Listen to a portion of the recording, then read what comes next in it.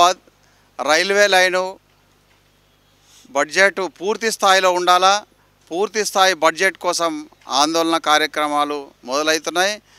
వ్యాపార వర్గాలు, ప్రజా సంఘాలు, అన్ని కులాలు, మతాలు, ప్రజలు అందరూ కూడా సహకరించాల్సినటువంటి అవసరం ఉన్నది. ఆర్మూర్ టు ఆదిలాబాదు రైలు మనకు స్టార్ట్ అయితే ఎందరో మంది కూలీ వేసుకునేటోళ్లకు కూలీ కోసం నువ్వు నిజామాబాద్ పోతావా, హైదరాబాద్ పోతావా, నిర్మల్లో ఉంటావా, ఎక్కడైనా కూలీ వేసుకునే పరిస్థితి ఉంటుంది. వ్యాపారం చేసుకునే వాళ్ళకు కూడా గూడ్స్లో ఏమన్నా కానీ సరుకులు తెచ్చుకోవడానికి ఈజీగా ఉండే పరిస్థితి ఉంటుంది. చదువుకునే పిల్లలుంటే ఆ చదువుకోవడానికి హైదరాబాద్ వెళ్ళడానికి ఈజీగా ఉంటుంది.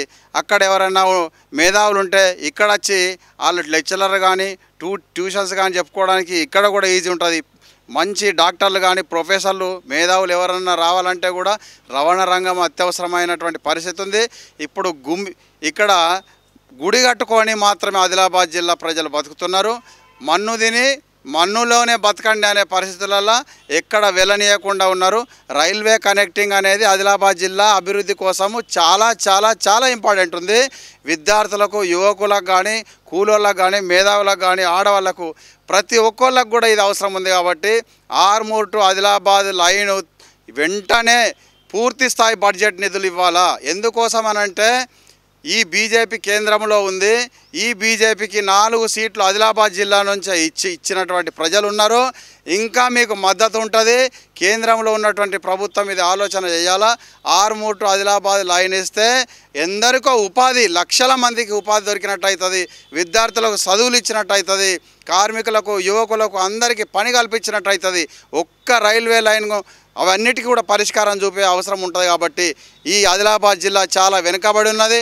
440 దేశంలో వెనుకబడ్డ జిల్లాల్లో 250 స్థానంలో ఆదిలాబాద్ జిల్లా ఉన్నది. ఈ ఆదిలాబాద్ జిల్లా ముందుకు తీసుకుపోవడం కోసం ఇక్కడ ఉన్నటువంటి రాష్ట్ర ప్రభుత్వం కానీ, కేంద్ర ప్రభుత్వం కానీ ఈ బీసీల మీద, ఎస్సీల మీద, ఎస్టీల మీద, మైనార్టీల మీద ఏమాత్రం చిత్తశుద్ధి ఉన్నా కానీ, ఏమాత్రం ప్రేమ ఉన్నా కానీ మీరు మొదలు ఈ రైల్వే లైన్కి సంబంధించినటువంటి కార్యక్రమం చేయాలి.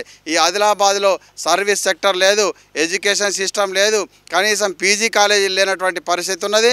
పీజీ కాలేజీ కోసం మూలుగు యూనివర్సిటీ ఏదైతే గిరిజన యూనివర్సిటీ పెట్టినరో ఆ యూనివర్సిటీకి రీజనల్ సంబంధించినటువంటి సెంటర్ని ఇక్కడ ఏర్పాటు చేసే అవకాశం ఉంది.